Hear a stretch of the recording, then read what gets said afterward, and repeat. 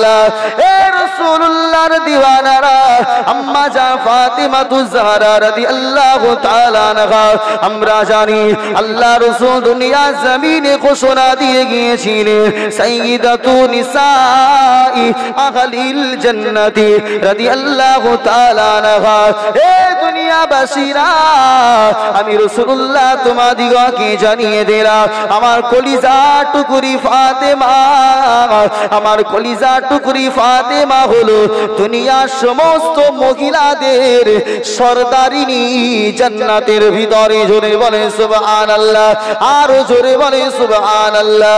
এ নওজওয়ানেরা, এ রাসূলুল্লাহ দিওয়ানারা, আল্লাহ নবী যখন আম্মা জান ফাতেমার ব্যাপারে কথাটা উল্লেখ করলে, বিবি খাদিজা আমাদের আম্মা জান রাসূলুল্লাহকে বললে, ইয়া রাসূলুল্লাহ, ইয়া হাবিবাল্লাহ, হুজুর আমি তো হলাম ফাতিমার মা, আমি হলাম ফাতিমার মা, আমি খাদিজা জান্নাতের সরদারিনী হতে পারলাম না, কিন্তু আপনার বেটি ফাতেমা কিভাবে আমার মেয়ে হয়ে জান্নাতের সরদারিনী বেনে গেল? আল্লাহ রাসূল জবাবে বলেছিল, এ বিবি খাদিজা, এ বিবি খাদিজা, আমার একটা প্রশ্নের জবাব তুমি দাও। তোমার এই চেহারাটা পৃথিবীর কত মানুষ তোমার এই চেহারাটা দেখেছে? বলো বলো। ওই সময়তে আম্মা জান খাদিজা বলেছিল, ইয়া রাসূলুল্লাহ, ইয়া হাবিবাল্লাহ, হুজুর মিথ্যা কথা বলবো না, আমি খাদিজা যখন ইসলামটা কবুল করি নাই, ব্যবসার বিনিময়, ব্যবসার কারণে বিভিন্ন দেশ প্রদেশে আমাকে ঘুরে বেড়াতে হতো। ইয়া রাসূলুল্লাহ, অনেক যুবকদের সঙ্গে, অনেক ব্যাপারী ব্যবসায়ীর সঙ্গে আমি মালের লেনদেন করেছি, কথাবার্তায় লিপ্ত হয়েছি। আল্লাহ রাসূল বলেছিল, এ বিবি খাদিজা, এবার তুমি বলো, তোমার কলিজা টুকরি ফাতেমাকে পৃথিবীর কয়জন পুরুষ দেখতে পেয়েছে? আম্মা জান খাদিজা বলেছিল, ইয়া রাসূলুল্লাহ, ইয়া হাবিবাল্লাহ, হুজুর আমার কলিজা টুকরি ফাতেমাকে পৃথিবীর কোন গায়ের মাহরুম ব্যক্তি আজ পর্যন্ত দেখে নাই। আরো জোরে বলে সুবহানাল্লাহ। এ রাসূলুল্লাহ দিওয়ানারা, আল্লাহ রাসূলের কলিজা টুকরি ফাতেমার কথা চিন্তা করেন। আব্বা ধনী ছিল না, আব্বার টাকা পয়সা ছিল না, পর্দার ভিতরে থাকবার জন্যে, পর্দা করবার জন্যে আপনার ধনী হওয়ার প্রয়োজন হয় না। অনেকে বলে, হুজুর আমার বড় অভাব, আমার বড় অভাব, সেই কারণে আমি বোরখা কিনে পরতে পারি না। বোরখা কিনতে পারে না, কিন্তু একটা শাড়ি অবশ্য 3000 টাকা দিয়ে ঠিকই কিনে ফেলে, ঠিক না বেটি? জোরে বলে। রাসূলুল্লাহ দিওয়ানারা, আম্মা জান ফাতিমাতুজ জাহরা রাদিয়াল্লাহু তাআলা আনহা সম্পর্কে কিতাবের ভিতরে পাওয়া যায়, মা ফাতিমাতুজ জাহরা রাদিয়াল্লাহু তাআলা আনহা জীবনীতে পাওয়া যায়, হুজুরের কলিজা টুকরি ফাতেমা যেদিন দুনিয়া জমিন থেকে বিদায় নিয়েছিল, হযরতে আলীর কাছে ওসিয়াত করেছিল, হুজুর আমি ফাতেমা যেদিন দুনিয়া থেকে বিদায় নিয়ে কবরে চলে যাব, আমার ওই কাফন দাফনের ব্যবস্থাটা যেন দিনের বেলাতে করবেন না, রাতের বেলাতে করবে। কারণ আমি ফাতেমা জীবন দশাতে আমার এই দেহটা, আমার মুখমণ্ডলটা পৃথিবীর কোন ব্যক্তিকে আমি দেখতে দিই না। ও আলী হুজুর, আমি ফাতেমা চাই মরণের পরে আমি ফাতেমা কতটা লম্বা, কতটা মোটা, এটা যেন পৃথিবীর কোন মানুষ দেখতে না পায়। আরো জোরে বলে সুবহানাল্লাহ। হুজুর আমাকে রাত্রে দাফন করে দেবেন, আমি কতটা মোটা, কতটা হাইট, এটা যেন এলাকার মানুষ বুঝতে না পারে। আর এখনকার ফাতেমা মাশাআল্লাহ খুব ভালো না খারাপ? কথা বলছেন না কেন? আমাদের সমাজে একটা খুব বাজে প্রথা আছে বাপ। দেখবেন এলাকার কোন মহিলা মরে গেলে যারা গায়ের মুহাররম ব্যক্তি, মাহরাম ব্যক্তি, তারাও ওই মহিলাটার মুখ দেখে আসে না? কথা বলছেন না কেন? কিন্তু শরীয়তের মাসালা হলো, যদি কোনো মহিলা মারা যায়, সেক্ষেত্রে আমভাবে কোন পুরুষ ওই মহিলাটার মুখমণ্ডল দেখতে কথা বলেন পারবে না। কেন পারবে না? ওটা আপনার জন্য জায়েজ নয়। ওই মহিলাটার মুখ দেখবে কেবল তারাই যারা তার খুব কাছের, যাদের সঙ্গে তাদের বিবাহ একেবারে হারাম, অর্থাৎ মাহরাম ব্যক্তি, এমন ব্যক্তি মহিলাটার মুখ দেখতে পাবে। আবার এলাকার যখন কোনো পুরুষ মারা যায়, মহিলারাও কিন্তু ভিড় করে মুখ দেখতে যায়, যায় না? আহারে, একেবারে আমাদের কাছ থেকে চিরজীবনের মতো ছেড়ে চলে যাচ্ছে, একটা বারের জন্য দেখে আসি। কে বলেছে তোমাকে দেখতে? হারাম। মনে রাখবেন, আপনি দেখতে পাবেন না। যাদের সঙ্গে আপনাদের সম্পর্ক ঘনিষ্ঠ, কেবলমাত্র তারাই মহিলাদের মুখ দেখতে পারবেন। আর আমার মা ও বোনেরা, আপনারাও কোনো পরপুরুষকে আপনারা তার চেহারা মোবারকটা দেখতে পাবেন না। কেন? ওটা আপনার জন্য গায়ের মাহরাম, মাহরাম নয়। মনে রাখতে হবে, আম্মা জান ফাতেমা জীবনী থেকে আমার আপনার শিক্ষা হলো এটা, যে উনার শরীরকে কি সুন্দরভাবে উনি গায়ের মাহরাম আপনার ব্যক্তি থেকে নিজেকে গাইড করে, হিফাজত করে পরপুরুষের সম্মুখে কোনোদিন যায়নি। আর আজকের ফাতেমা রূপ সৌন্দর্য যদি 1% থাকে, আল্লাহ রূপগত হিসাবে কালো করেছে, কিন্তু মানুষের সম্মুখে বহির প্রকাশ করবার জন্য সারা মুখে ময়দা মেখে আর আপনার ঠোঁটের ভিতরে কালি মেখে রাস্তায় যায় না যায়? জোরে বলছেন না কেন? মুখ কালো, এটা আল্লাহ দিয়েছে। আরে অসুবিধা কি আছে? কালো কি খারাপ? কথা বলছেন না কেন? কালো সাদা থেকে বিবেচনা হবে না, ভিতরটা থেকে বিবেচনা হবে। কিন্তু আল্লাহ কালো দিয়েছে, ভালো লাগছে না, কি করছে? ময়দা সারা মুখে, পুরো সাদা ফর্সা। কালো মেয়ে সাদা সেজে বসে গেছে। ছেলের বাপ দেখতে গিয়ে বলছে, মাশাআল্লাহ, একদম ঋতুপর্ণা। বিয়ে করে বাড়ি নিয়ে এসে সকালবেলা মুখ ধুয়েছে, চেনা যায় না, বৌমা না কে, শাশুড়ি। কথা বলছেন না কেন? ধোকা, ধোকা, ধোকা, এটা হারাম। আল্লাহ আপনার যে সৌন্দর্য দিয়েছে, যে রূপ দিয়েছে, সেই রূপটাকেই দেখিয়ে আপনি বিয়ের পিড়িতে বসুন। ধোকা দিয়ে মানুষকে বোকা বানালে, প্রতারণার শিকার যদি কোনো মুসলমান আপনার জন্য হয়, ওই সংসারে কোনোদিন শান্তি আসতে পারে না? আসবে? স্বামী আপনার একরকম রূপ দেখে বিয়ে করে নিয়েছে, আর সকালে যদি তাকে অন্য সংসার করবে, ঝামেলা তৈরি হবে। বাপ আমার মা ফাতেমাতুজ জাহরা রাদিয়াল্লাহু তাআলা আনহা স্বামীকে ওসিয়াত করেছিল, ওগো স্বামী, আমাকে যেন কোনো পরপুরুষ দেখতে না পায়, তার ব্যবস্থা আপনি করে দেবেন। আর আমার ঘরের ফাতেমারা স্বামীকে বলছে, তুমি একা আজমিরে যাবে, আমাকে একটু নিয়ে যাবে না? কথা বলছেন না কেন? আজমির শরীফে বাস যায় আপনাদের এলাকা থেকে? যায় না, যায় না। একটা সিজন চলে, দেখবেন যে সিজনে সব বাস ভর্তি করে আজমিরে যায়। আজমিরে যান পুরুষ যারা, আপনারা চলে যান, অসুবিধা নাই। আমার মহিলারাও, আমার মায়েরাও ঘুরতে যান, স্বামীর সঙ্গে চলে যান। মাজারের উদ্দেশ্য নয়, আল্লাহর সৃষ্টিকে দেখার জন্য আপনি চলে যান। কিন্তু গাড়ির ভিতরে ছেলে মেয়ে সবাই একসঙ্গে গাড়ি ভর্তি করে আজমিরে যাচ্ছে না, যায় না? জোরে বলে। আমার আব্বাজান ভাইজানেরা, বাস্তব কথাগুলো আমাকে আপনাকে মেনে নিতে হবে। আপনার আমাকে একটা প্রশ্নের জবাবটা দিয়ে মজলিস থেকে বাড়ি যাবে। আপনাদের গাজীপুরে যখন কোনো পুরুষ মারা যায়, কোনো স্বামী যখন মারা যায়, ওই স্বামীকে কবরস্থ করবার জন্যে, ওই স্বামীকে মাটি দেওয়ার জন্যে আপনার এলাকার কোনো স্ত্রী কি স্বামীর কবরে গিয়ে হাজির হয়? জোরে বলেন, হয়? এ নওজওয়ানেরা, ওই মাইয়েতের জন্য যখন সবরে সানি দুয়ার মজলিস ইন্তেজাম হয়, ওই স্ত্রী কি স্বামীর জন্য দোয়া করবার জন্য কবরে হাজির হয়? জোরে বলেন, হয় না? হয় না? হয় না? কারণ একটা মহিলার জন্য কোন পুরুষের মাজারে গিয়ে কবর জিয়ারত করা, এটা হলো শরীয়তে হারাম, নাজায়েজ। কোন মহিলা কোন পুরুষের কবর জিয়ারত করতে যেতে পারবে না। এ নওজওয়ানেরা, একটা মহিলার কাছে সব চাইতে তার স্ত্রী হলো কাছে, তার স্বামী হলো কাছে, সব চাইতে তার কাছের লোক হলো তার স্বামী। বাপের সঙ্গে সম্পর্ক যতটা ঘনিষ্ঠ না হয়, স্বামী আর স্ত্রীর ভিতরে সম্পর্ক বাপের চেয়েও বেশি ঘনিষ্ঠ হয়। কথা বলেন ঠিক না বেঠিক? স্বামী স্ত্রী কোনো রোগ হয়েছে, বড় রোগ, বাপের সঙ্গে বলতে পারবে না, কিন্তু স্বামীর সাথে পারবে না? পারবে না? এত ঘনিষ্ঠ সম্পর্ক থাকার পরেও ওই স্বামী মারা গেছে, কোনো স্ত্রী মাটি দিতে পারবে? কথা বলেন, পারবে না। তাহলে স্বামীর জন্য, স্বামী মারা গেলে স্ত্রীর জন্য যদি কবরে মাটি দেওয়া না যায়, কবর জিয়ারত করা না যায়, তাহলে আপনি কি করে খাজা মাইনুদ্দিন চিশতি হুজুরের মাজারে জিয়ারতের উদ্দেশ্যে যাচ্ছেন? এটা কি জায়েজ হবে?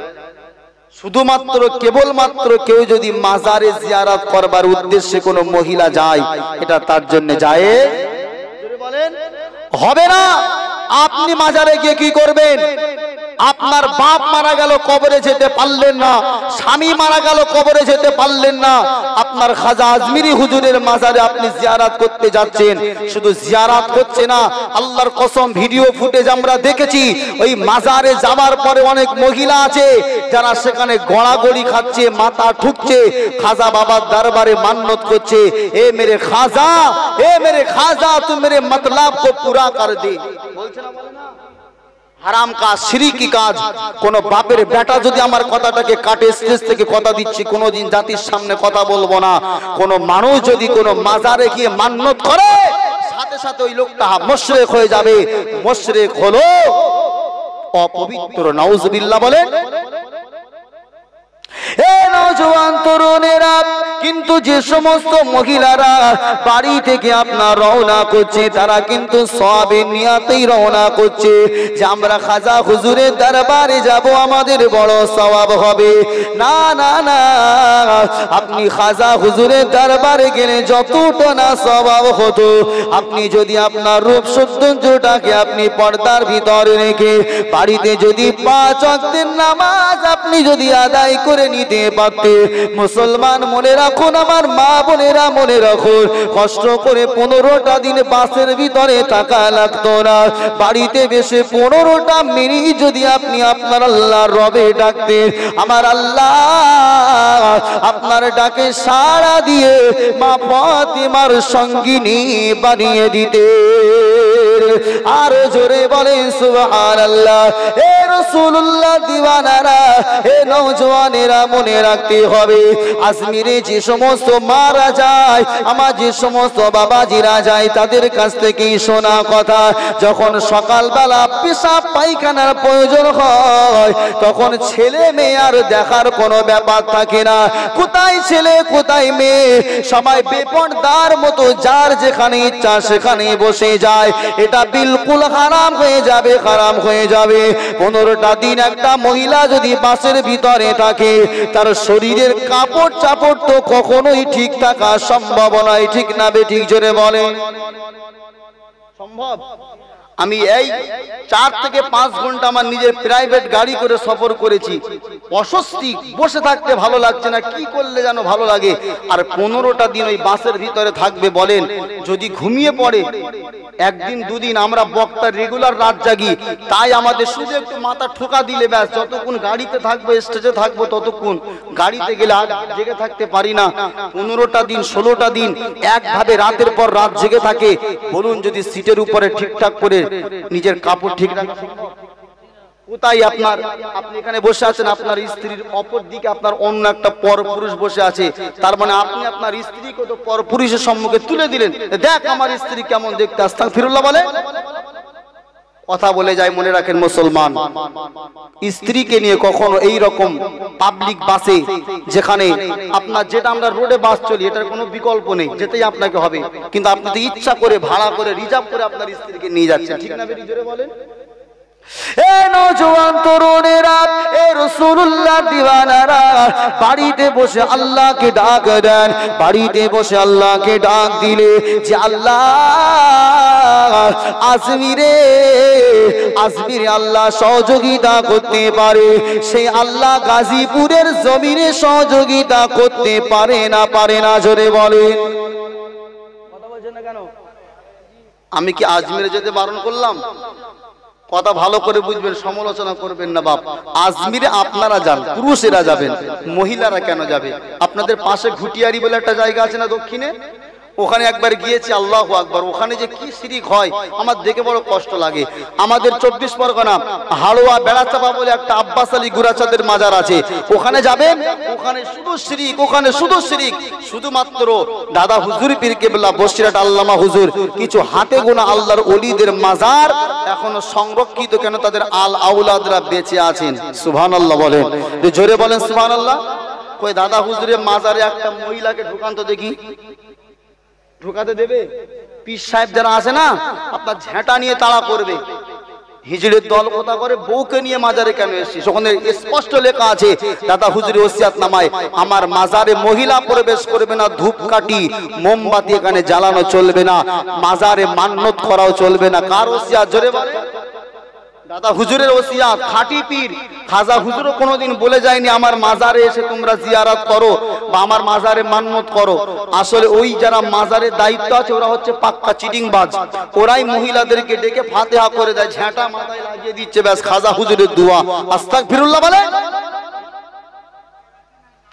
এ নওজোয়ান তরুণেরা, আমার আল্লাহ পাক কোরআনের ভিতরে জানিয়ে দিয়েছে, উজিবু দাওয়াতাদ দাঈ ইযা দাআন। জোরে বলেন আল্লাহু আকবার, আরো জোরে বলেন আল্লাহু আকবার। আমার আল্লাহ বলেছে, বান্দারে আমি আল্লাহ পাক আমাকে যখনই তোরা ডাক দিবি আমি আল্লাহ তোদের ডাকে সাড়া দিয়ে দেব। দরুদ আল্লাহ।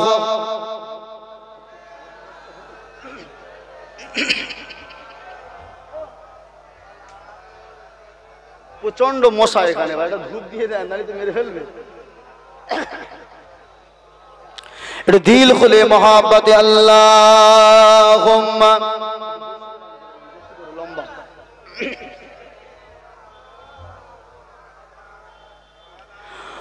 আলা আলি সাইয়্যিদিনা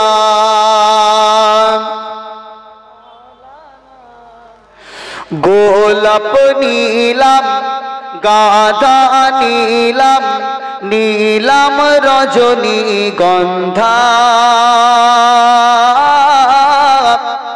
আর হাসি মুখে পরাবো তোমায় হাজার ফুলের মালা। সুবহানাল্লাহ বলে। আপনাদের কি অসুবিধা হচ্ছে বাবাজিরা? অসুবিধা হচ্ছে? এই গোলাপ নীলাম গাধা নীলাম নীলাম রজনী গন্ধা হাসি মুখে পরাবো তোমায় হাজার ফুলের মালা। সুযোগ পেলে পরাবো তোমায় হাজার ফুলের মালা। সবাই বলে ইয়া রাসূলুল্লাহ ইয়া হাবিবাল্লাহ। সবাই বলেন না ইয়া রাসূলুল্লাহ ইয়া হাবিবাল্লাহ। লাল ফুলকে প্রশ্ন করি রংটি কোথায় পেলে? লাল ফুলকে প্রশ্ন করি রংটি কোথায় পেলে? নবীজির খুন মুবারক লাল ছিল বলে। আরো জোরে হয় না সুবহানাল্লাহ? নারায়ে তাকবীর। লাল ফুলকে প্রশ্ন করি রংটি কোথায় পেলে? নবীজির খুন মুবারক লাল ছিল বলে। সেই লাল ফুলকে তুলে তুলে গেঁথে রাখলাম মালা। আর সুযোগ পেলে পরাবো তোমায় হাজার ফুলের মালা। ইয়া রাসূলুল্লাহ। সবাই বলেন ইয়া হাবিবাল্লাহ ইয়া রাসূলুল্লাহ। সাদা ফুলকে প্রশ্ন করি রংটি কোথায় পেলে, সাদা ফুলকে প্রশ্ন করি রংটি কোথায় পেলে, নবীজির ওই দাঁত মুবারক সাদা ছিল বলে। একটু পুরো মাজমা বলেন না সুবহানাল্লাহ, নারায়ে তাকবীর। সেই সাদা ফুলকে তুলে তুলে, সাদা ফুলকে তুলে তুলে গেথে রাখলাম মালা,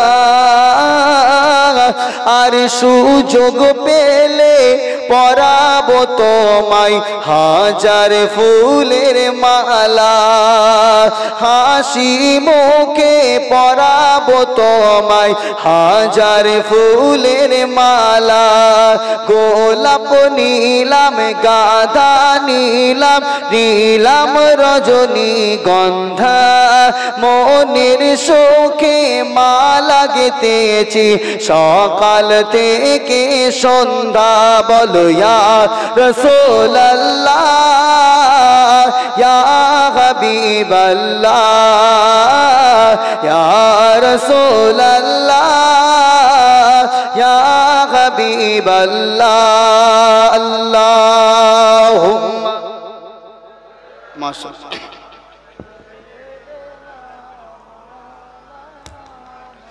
ওয়ালা আলি সাইয়্যিদিনা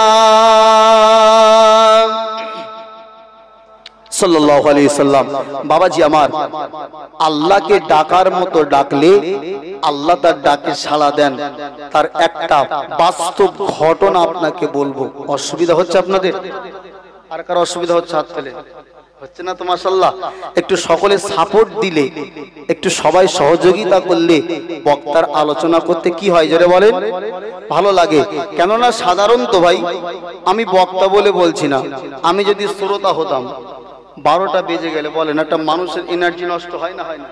কথা বলছেন না কেন? রাত যত গভীর হয় মানুষের ঘুম পায়, মানুষের ক্ষুধা পায়, মানে বিভিন্ন অলস শরীরের ভিতরে সে কাজ করে। তো সেই জায়গায় রাত 9টার সময় ওয়াজ করা আর রাত 12টার সময় ওয়াজ করা দুটো কিন্তু একটু আলাদা, ঠিক না বেঠিক?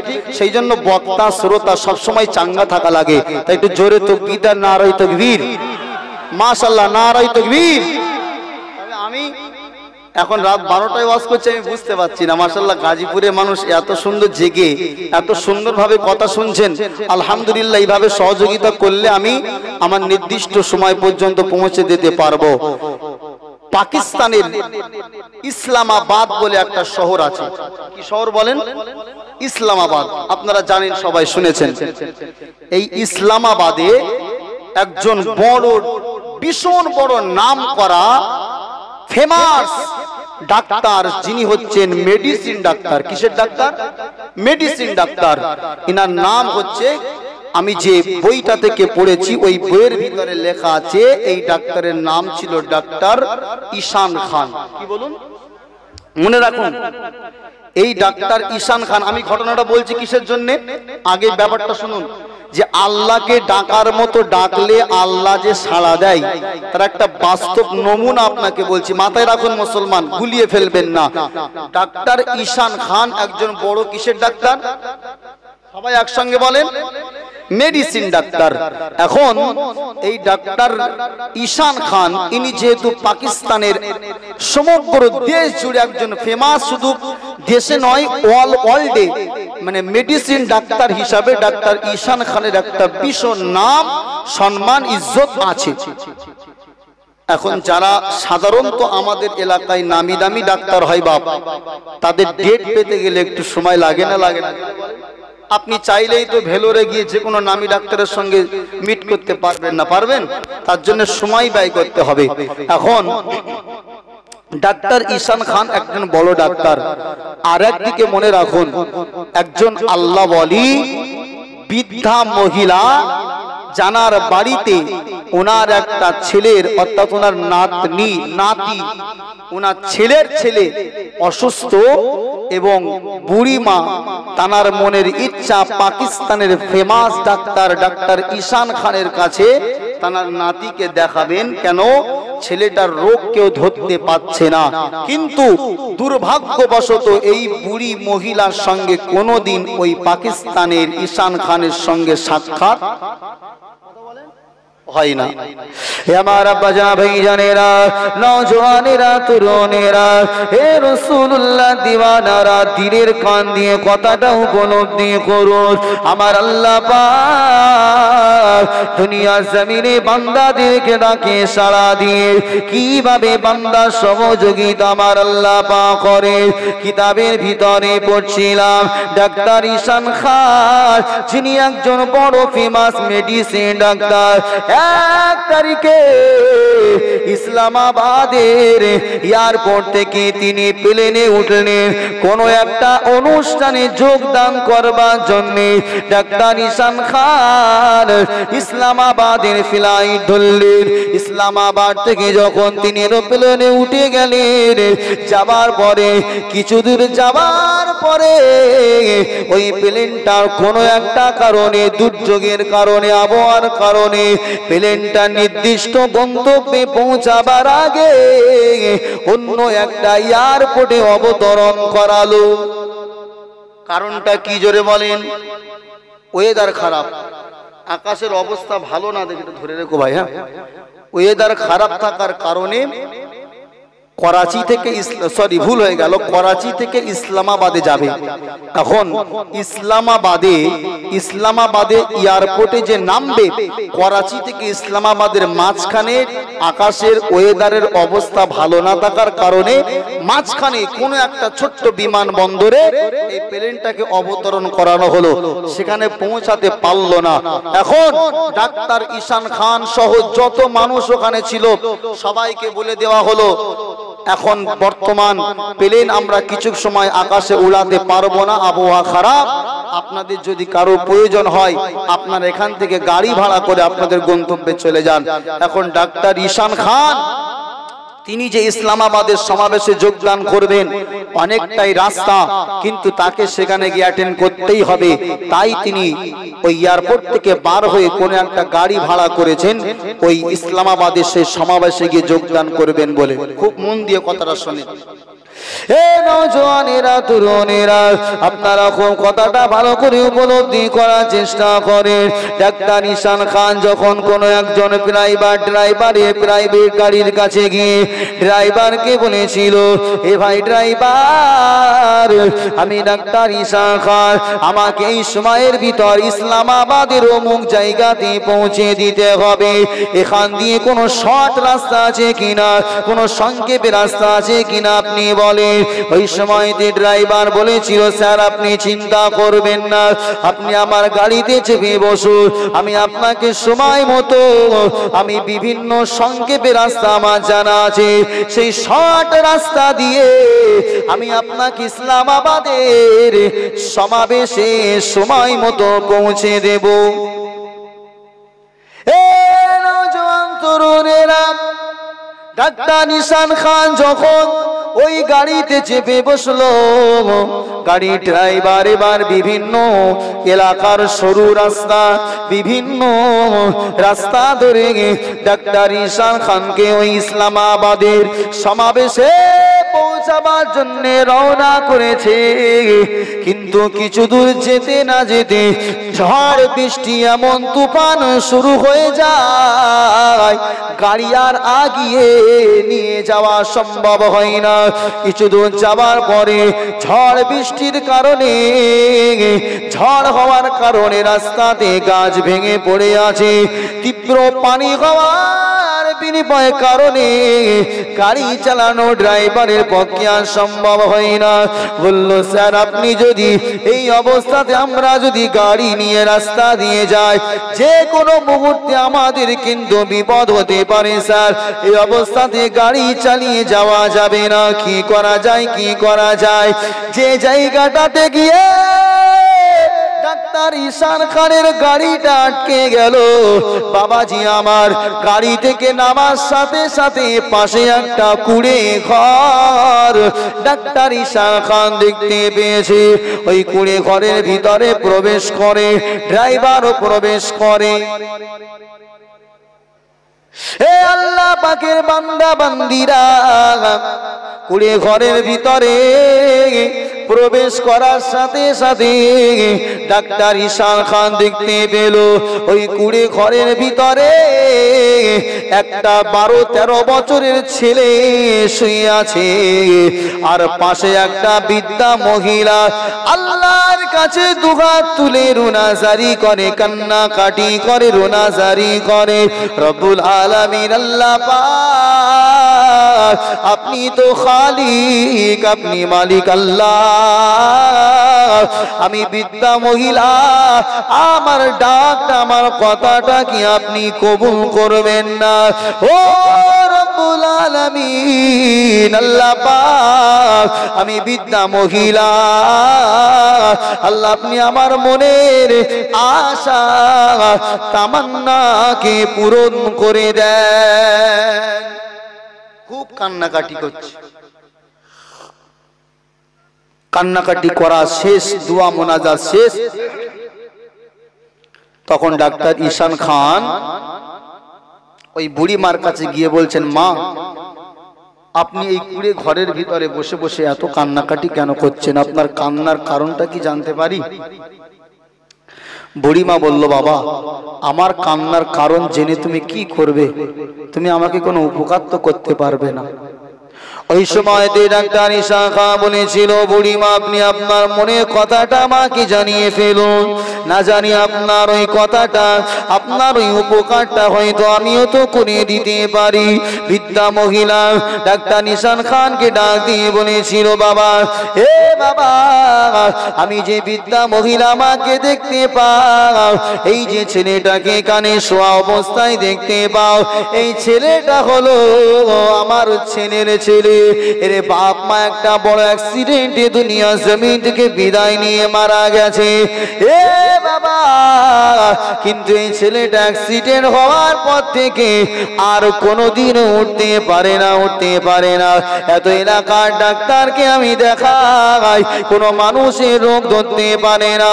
এলাকার কোনো মানুষ, এলাকার কিছু মানুষের কাছে আমি শুনেছি আমাদের ইসলামাবাদে একটা নাম করা মেডিসিন ডাক্তার রয়েছে, ওই ডাক্তার ঈশান খানের কাছে নিয়ে গেলে নাকি সে আমার নাতির রোগটাকে ভালো করে দিতে পারবে।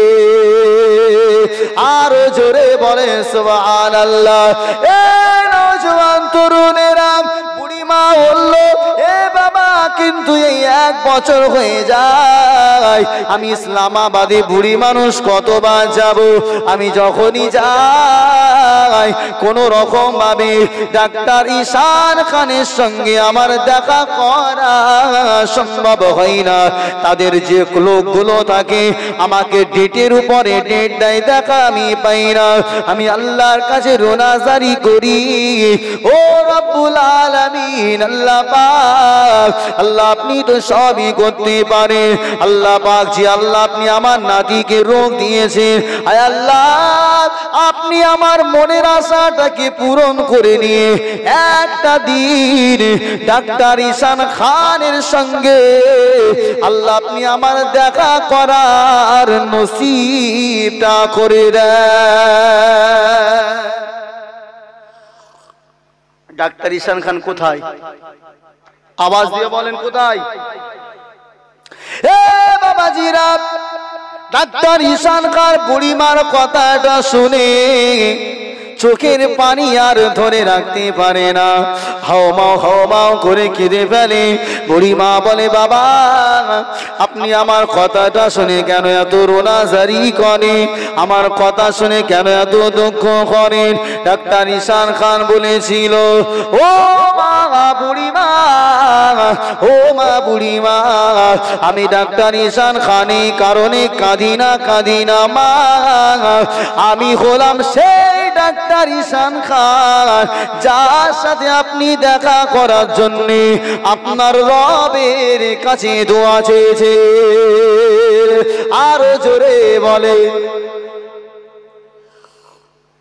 ডাক্তার ঈশান খান বলল, মা সত্যি আমি খুব ব্যস্ত মানুষ, আমার সঙ্গে দেখা করার সবসময় নসিব হয় না, কিন্তু আমার জ্ঞানের চক্ষু খুলে গেছে, আপনি যে দোয়া চেয়েছেন আপনার দোয়াটা আল্লাহর দরবারে মকবুল হয়ে গেছে। জোরে বলেন।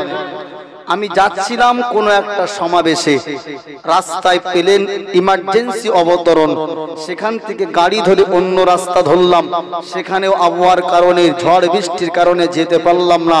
দেখেন আল্লাহ আপনার কথাটাকে কবুল করে আপনি যার সাথে দেখা করবার জন্য এতদিন হেঁটেছেন, সেই আল্লাহ আপনার ডাক শুনে সেই ডাক্তার ঈশানকে আপনার কদমে হাজির করে দিয়েছে। জোরে বলে। আপনার মনের কি ইচ্ছা, আপনার মনের কি চাহাত আমার আল্লাহ জানে না জানে না? জোরে বলেন। তাহলে ডাক্তার ঈশান খানের সঙ্গে বুড়ি এতদিন দেখা করতে চাইছিল, পাচ্ছিল না, আর আমার আল্লাহ ডাক্তার ঈশানকে বলছে, ঈশান কোথায় যাস রে? আমার বান্দি যে তোর সঙ্গে দেখা করতে চাই, আমি আল্লাহর মনের ইচ্ছাটা কবুল করেছি, চলে যা, ঝড় বৃষ্টি হবে এটা আমার কথাই আমি বলছি। আল্লাহ বলছে, পালাবি কোথায়? আমার বান্দি তোর সঙ্গে দেখা করতে চাইছে, আমি আল্লাহ এটা চাই, চলে যা আমার বান্দির কাছে। জোরে বলুন সুবহানাল্লাহ। আর আপনি আল্লাহ পাওয়ার জন্য কোথায় যাচ্ছেন? আপনি আল্লাহর পাওয়ার জন্য কোথায় যাচ্ছেন? বাড়ি বসে হচ্ছে না আজমিরে, পাকা মোয়ার জায়গা পাও না। না আমার মায়ের, আপনারা রাগ করবেন, আমি আপনাদের ছেলের মতো বলছি, নিয়াত করে নেন কোনদিন আর এই রকম মাজার জিয়ারতের উদ্দেশ্যে মহিলারা যাবেন না। যাবেন কারা? কারা যাবেন? আপনারা যাবেন। যাবেন দাদা হুজুরের কবর জিয়ারত করবেন, আর কি বলবেন যে হুজুর আপনি আমার মনের ইচ্ছা পূরণ করে দেন, বলবেন নাকি? ওখানে স্পষ্ট লেখা আছে, দেখবেন দাদা হুজুরের মাজারের সাইনবোর্ড আছে, ওখানে লেখা আছে যে পীরের ওসিলা দিয়ে আল্লাহর কাছে দোয়া চান, ডাইরেক্ট পীরের কাছে চাওয়া। জোরে বলেন মুসলমান, চাওয়া যাবে না। তাহলে আমরা যদি আল্লাহকে বাড়ি বসে বসে ডাকি, আমার আল্লাহ আমাদের ডাকে সাড়া দেবে না দেবে না? জোরে বলুন, দেবে না দেবে না? ডাকার মতো ডাকতে হবে।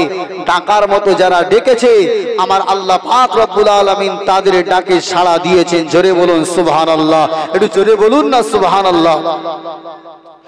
আমার আব্বা জান ভাইজানেরা, নওজওয়ানেরা, তরুণেরা, এ রাসূলুল্লাহ দিওয়ানারা, আপনারা মনে রাখুন আমার আল্লাহ পাক হচ্ছে এত বড় রহমান, এত বড় রহমান, এত বড় গফুর গফফার, এত বড় রহমান। আমার আল্লাহ পাক বান্দার ডাকে সাড়া দেওয়ার জন্য, বান্দার দোয়াটা কবুল করবার জন্য, আমার আল্লাহ পাক বান্দার গুনাহগুলো ক্ষমা করে দেওয়ার জন্য গত দুদিন আগে যে রাত আমাদের কাছ থেকে বিদায় নিয়ে চলে গেছে শবে বারাত, এই শবে বারাতের রাত সম্পর্কে নবীজি বলেছেন আমার আল্লাহ দুনিয়ার আসমানে নেমে এসে বান্দাকে আহ্বান করেন। জোরে বলুন সুবহানাল্লাহ। কে আছো আমার বান্দা? আমি আল্লাহ আমার কাছে চাও, আমি আল্লাহ তোমাদের মনের আশা, তোমাদের চাওয়াকে পূরণ করে দেব। আল্লাহ এসে দুনিয়ার প্রথম আসমানে এসে আল্লাহ ডাক দিচ্ছেন কাকে? বান্দাকে, যে বান্দা আমার কাছে চাও, আমি আল্লাহ আমার কাছে ক্ষমা চাও, আমি আল্লাহ তোমাদেরকে দেব। আর এই বান্দা এই রাত্রিতে আল্লাহকে না ডেকে কি করেছে? হালুয়া খেয়েছে, গোশরুটি খেয়েছে আর বাজি ফাটিয়েছে। কথা বলেন ঠিক না বে ঠিক? মাশাআল্লাহ। তবু আমাদের এলাকার মানুষ তো শবে বারাতে কিছু কিছু কম বেশি ইবাদত বান্দেগি মসজিদে বসে বসে করেছে। করেছে না করেনি? করেছে না করেনি? কেন? এই রাতটা পবিত্রতম রাত।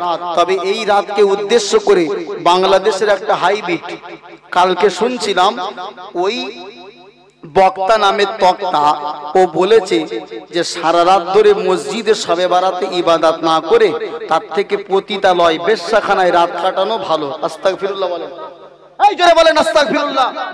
এই হারামখোর বাচ্চা এই বক্তা বলেছে, আমি আপনার কাছে দেখাতে পারবো। আমার শুনে শরীরের পশম খাড়া হয়ে গেছে, আমার মাথার রক্ত টকবক করে ফোটে। কত বড় হাইব্রিড, কত বড় জালেম না হলে আল্লাহর ঘর একদিকে আর একদিকে পতিতালয়, তার সঙ্গে সামঞ্জস্য করে বলেছে মসজিদে সবে বারাতে না কাটিয়ে পতিতালয়ে রাত কাটানো অনেক ভালো।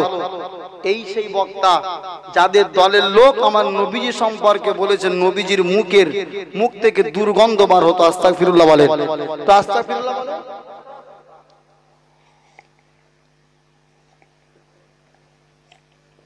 বাপ আমার, এদের আবার লক্ষ লক্ষ ফলোয়ার্স ইউটিউব ফেসবুকে আছে।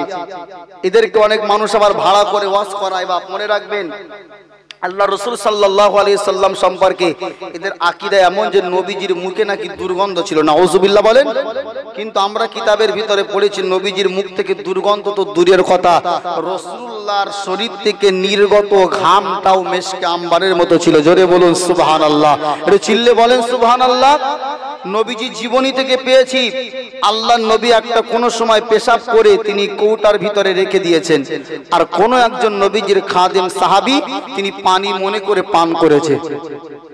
একটু আওয়াজ দিয়ে বলেন সুবহানাল্লাহ। এই কারণে বলতে বললাম যে সে পেশাবটাকে পানি বলে খাচ্ছে, কিন্তু পেশাব যে পানি, এটা পানি নয় পেশাব, বিন্দু মাত্র বুঝতে পারেনি। জোরে বলুন সুবহানাল্লাহ।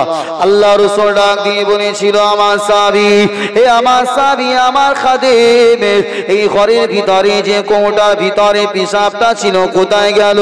ইয়া রাসূলুল্লাহ, হে ইয়া হাবিবাল্লাহ, হুজুর আমি বুঝতে না পেরে আপনার ওই পেশাবটা খেয়ে ফেলেছি। আল্লাহর নবী বলল, বাবা সাহাবী, খেয়ে যখন ফেলেছো উপকারটা জেনে নাও। আমি নবী জানিয়ে দিলাম, তুমি যে পেশাবটা খেয়ে ফেলেছো আল্লাহ পাক তোমার পেটের ভিতরে কোনোদিন আর কোনো কঠিন রোগ দেবে না। আরো জোরে বলেন সুবহানাল্লাহ। নবীজির পেশাবকে পেটের আমার আল্লাহ রোগটাকে যদি নিরাময় করে দেন, সেই রাসূলুল্লাহ সম্পর্কে হাইব্রিড বক্তা বলে নবীর মুখ থেকে নাকি দুর্গন্ধ বার হয়। নাউযুবিল্লাহ। এদেরই বক্তা, আমি তাদের সিমটন বলে দিই, এরা হচ্ছে আহলে হাদিস। এরা বলে মাযহাব তাযহাব মানা যাবে না। আপনারা শুনেছেন এই কথা? এই কথা বলছেন না কেন? মাযহাব মানা যাবে না। ইনারা আলাদা একটা মানহাজ করেছে। ও মাযহাব নয়, মানহাজ, মানহাজের অনুসারী এরা। বাপ আমার, এরা হচ্ছে আহলে হাদিস। আহলে হাদিস না, আহলে খবিস। মানুষকে বিভ্রান্ত করা, যে মানুষের মুখ থেকে এত একটা নিকৃষ্ট কথা বার হতে পারে যে মসজিদে রাত কাটানোর থেকে পতিতালয়ে রাত কাটানো ভালো, তারা কি ভালো হতে পারে? জোরে বলেন, ভালো হতে পারে? নিঃসন্দেহে এদের অনুকরণ করবেন না মুসলমান। যে শবে বারাতের কথা বলছিলাম, আল্লাহ বান্দার ডাকে সাড়া দেওয়ার জন্য দুনিয়ার আসমানে চলে আসেন। একবার জোরে বলুন সুবহানাল্লাহ। হে নওজওয়ান তরুণেরা, হে রাসূলুল্লাহ দিওয়ানারা, তৃতীয় নাম্বার পারা প্রথম নাম্বার পৃষ্ঠায় একটা আয়াত আল্লাহ দিয়েছেন, যে আয়াতটাকে আমরা সকলেই চিনি, সকলেই জানি, যে আয়াতটাকে বলা হয় আয়াতুল কুরসি। শোনেন আপনারা, আয়াতুল কুরসি। এই আয়াতুল কুরসি পড়ার উপকারটা একটু শোনেন। তার আগে এই আয়াতুল কুরসির ব্যাখ্যা থেকে একটা কথা আপনাকে শোনাই। তাফসীর ইবনে কাসিরের ভিতরে লেখা আছে, জগৎ বিখ্যাত মুফাসসির আল্লামা ইবনে কাসির রাহমাতুল্লাহ আলাইহি তিনি বর্ণনা করেছেন এই তাফসীরের কিতাবের ভিতরে আয়াতের ব্যাখ্যাতে আল্লাহ নবী হযরত মুসা আলাইহিস সালাতু ওয়াস সালাম এক তারিখ আল্লাহকে প্রশ্ন করেছিলেন, ইয়া রাব্বুল আলামিন আল্লাহ পাক, ও রাব্বুল আলামিন আল্লাহ পাক, আমি নবী মুসা আপনার কাছে জানতে চাই, আপনি কি রাত্রে বেলা ঘুমিয়ে যান? আল্লাহ, আমরা যেরকম ঘুমাই আপনি কি ঘুমান? প্রশ্ন করেছে কে? আরো জোরে বলেন। মুসা আলাইহিস সালাম। শুধু মুসা বলবেন না, নবীদের সম্মান আছে না নেই? জোরে বলেন। যদি আপনি মোদির সামনে মোদি মোদি মোদি রেগে যাবে না? কথা বলছেন না কেন? বলতে হবে কি আমাদের দেশের প্রধানমন্ত্রী স্যার নরেন্দ্র দামোদর শেঠ মোদি, ঠিক না বেটি? কিন্তু আল্লাহ নবীদের নাম অনেকে এমনি অ্যালার্টেও নিয়ে নেয়, নেবেন না। যখনই নবীদের নাম নেবেন আলাইহিস সালাম বলবেন। রাজি আছেন ইনশাআল্লাহ? মুসা আলাইহিস সালাম আল্লাহকে বলছেন, আল্লাহ আপনি রাত্রে ঘুমান। আল্লাহ পাক নবী মুসাকে বলল, মুসা তুমি যদি এই প্রশ্নের জবাব জানতে চাও তাহলে একটা গ্লাসে পানি ভরবে, পানি ভরে তুমি নদীর কিনারায় দাঁড়িয়ে যাও। 3 নম্বর পারা আয়াতুল কুরসির ব্যাখ্যাতে তাফসিরে ইবনু কাসির থেকে আমি আপনাদেরকে শোনাচ্ছি। এই ব্যাখ্যায় লেখা আছে আল্লাহর নবী মুসা আলাইহিস সালাম এক গ্লাস পানি নিয়ে নদীর কিনারায় গিয়ে দাঁড়িয়ে গেছে। কিতাবের ভিতরে লেখা আছে আমার আল্লাহ পাক রব্বুল আলামিন নদী থেকে এমন একটা সুন্দর ঠান্ডা হাওয়া হযরতে নবী মুসা আলাইহিস সালাতু ওয়াস সালামের শরীরে দিয়েছে। নবী মুসা ওই সমুদ্র নদীর হাওয়াটা খাওয়ার সাথে সাথে নবী মুসা আলাইহিস সালাতু ওয়াস সালাম ঘুমিয়ে গেলেন। দাঁড়িয়ে দাঁড়িয়ে গ্লাস হাতে নিয়ে কি করেছে? এ নওজোয়ান তরুণেরা, আল্লাহর নবী হযরত মুসা আলাইহিস সালাতু ওয়াস সালাম যখন গ্লাসটা হাতে নিয়ে ঘুমিয়ে যায়, আপনারা বলুন কোন মানুষ যদি গ্লাস হাতে নিয়ে ঘুমিয়ে যায়, গ্লাস কি হাতে আর থাকবে? থাকবে না, থাকবে না। নবী মুসার হাত থেকে গ্লাসটা জমিনে পড়ে যায়। আমার আল্লাহ নবী মুসাকে ডাক দিয়ে বলে, এ মুসা আলাইহিস সালাতু ওয়াস সালাম, এ আমার নবী মুসা, তুমি যেমন ভাবে ঘুমিয়ে পড়ার কারণে তোমার হাত থেকে গ্লাসটা জমিনে পড়ে গেছে, আমি আল্লাহ যদি ঘুমিয়ে যাই তামাম পৃথিবীটা তেমন ধ্বংস হয়ে যাবে। জোরে বলেন। তার মানে আমার আল্লাহ কি করেন না? লা তাআখুযুহু সিনাতুন ওয়ালা নাউম। সুবহানাল্লাহ বলেন। আল্লাহ বলছে কোন তন্দ্রা আমাকে স্পর্শ করে না, আল্লাহ সব সময় জাগ্রত। জোরে বলুন সুবহানাল্লাহ। তার কারণ হিসাবে তাফসীরের কিতাবে লেখা আছে যে আল্লাহ সব সময় জাগ্রত থাকেন, তার কারণ বান্দা 24 ঘন্টা আল্লাহকে পৃথিবীর বিভিন্ন প্রান্ত থেকে ডাক দিচ্ছে না। এখন আল্লাহ যদি 1 মিনিটের জন্য ঘুমিয়ে যায় আর কোন বান্দা বিপদে পড়ে আল্লাহকে ডেকেছে, এ তো আর আমাদের গ্রামের মেম্বার নয়। রাত 12টায় প্রয়োজন উঠুন, কোনো সাড়া শব্দ নেই। কথা বলছেন না কেন? আর আমার আল্লাহর দরবার এমন একটা দরবার, রাত 12টা 1টা 2টো, বরং আল্লাহর রহমতের দরওয়াজা রাত দুনিয়াতে বাড়লে বেশি খুলে যায়। জোরে বলেন সুবহানাল্লাহ। আমার আল্লাহ ঘুমাই না, তার কারণ হলো বান্দা বিপদে পড়ে আমি আল্লাহ আমার কাছে প্রার্থনা করবে, সাহায্য চাইবে, আমি আল্লাহ ঘুমিয়ে গেলে আমার বান্দা কার কাছে হাত পাতবে? একবার জোরে বলবেন না সুবহানাল্লাহ। আমাদের জন্য ঘুমানোর জন্য আল্লাহ কি করেছেন? আল্লাহ কোরআনের ভিতরে বললেন ওয়াজআলনাল লাইলা লিবাসা।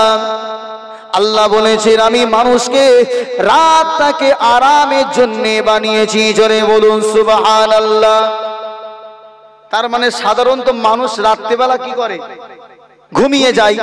তাহলে ঘুমানোর জন্য নির্দিষ্ট একটা টাইম হলো রাত। এখন আল্লাহ যদি রাত্রিবেলা ঘুমাবে, মনে করেন এখন রাত, আল্লাহ একটু ঘুমিয়ে নিল, কেউ এখন আর ডিস্টার্ব করবে না। কিন্তু পৃথিবীর একটা সৌন্দর্য, একটা কারণ, একটা আল্লাহ বৈচিত্র্য করেছেন যে আজকে আমাদের এখন এই গাজীপুরে যদি রাত হয়, পৃথিবীর এমনও এলাকা আছে, দেশ আছে যেখানে কিন্তু এখন সূর্য আছে। কথা বলেন। এখন ভারতের মানুষ নাই, ঘুমিয়ে গেল, কিন্তু যারা দিনে এখন আছে বিপদে পড়বে তারা এবার আল্লাহর কাছে ডাকবে, তখন কি হবে? তার মানে 24টা ঘন্টা আমার আল্লাহ বান্দার ডাকে সাড়া দেওয়ার জন্য সজাগ আছে। আল্লাহ পাক রব্বুল আলামিন জাগ্রত অবস্থায় আছেন। একবার জোরে বলুন সুবহানাল্লাহ। কিন্তু এই বান্দা আল্লাহকে ডাকার মতো ডাকতে পারে না, সেই জন্য আমার আল্লাহ বান্দার ডাকে সাড়া দেয় না। এই বান্দা আল্লাহর কাছে দোয়া চাই, অন্তর থেকে দোয়া চাই না। বাংলাদেশের এক হাজি কাবা শরীফের গেলাপ ধরে খুব রুনাজারি করছে, আল্লাহ পাক আমি ভারত বাংলাদেশ থেকে আপনার কাছে হজ করতে এসেছি, আল্লাহ আমি আর বাড়িতে ফিরে যেতে চাই না, আল্লাহ পাক আপনি আমার মওতটাই মক্কা শরীফে করে দেন। বিরাট কান্না কেঁদেছে। কান্নাকাটি করার পরে ঘরে গেছে, আর বাইরে বিশাল ঝড় তুফান উঠে গেছে, ভীষণ ঝড়। এখন একজন পাশ থেকে হাজি বলছে, চাচা আপনি যে দোয়া করেছেন আপনার দোয়া কবুল, আপনি মরার জন্য প্রস্তুতি নেন। বলছে কেন? বলছে আপনি যে দোয়া চেয়ে আসলেন বাড়ি যাবো না, বাইরে বিশাল ঝড় টড় হচ্ছে, এবার বিল্ডিং টিল্ডিং ভেড়ে পড়বে, আমরা সব এখানেই মরে যাব। তখন হাজি বলছে, খোকা আমি তো এ দোয়া এ বছরের জন্য করিনি, আগামী বছরের জন্য। তার মানে ওর ধান্দা মানে আল্লাহর কাছে বলছে এক, আর মনের ইচ্ছা হলো আর এক। মনে রাখবেন, আল্লাহর কাছে দোয়া চাইছে আল্লাহ আপনি আমাকে গুনাহ থেকে বাঁচিয়ে নেন, কিন্তু মনে মনে করছে তাসটা খেলি ছাড়তে পারবো তো আল্লাহ? কথা বলছেন না কেন? তওবা করছে, আস্তাগফিরু রাব্বি মিন কুল্লি যামবি, আল্লাহ সব থেকে তওবা করছে, আল্লাহ আমাকে বাঁচিয়ে নেন। বলছে আল্লাহ বিড়িটা একটুখানি মাঝখানে মাঝ করে, মানে মনে মনে মনে মনে বান্দা যতক্ষণ না ঠিক না করে স্থির না করে খালিস অন্তরে আল্লাহর কাছে না চাইবে, আমার আল্লাহ কি করবে?